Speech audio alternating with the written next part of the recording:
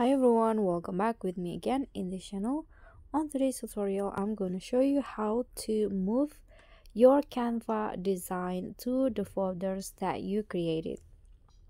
So here I'm going to open my recent designs, and let's say I want to move some of the designs into the folder that I created.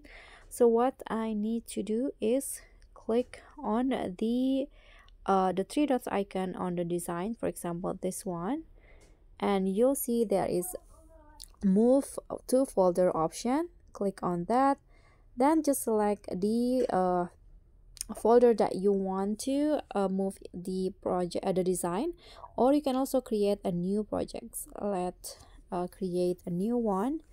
So I'm going to just type in new, add to new folder, and just like that the design has been moved.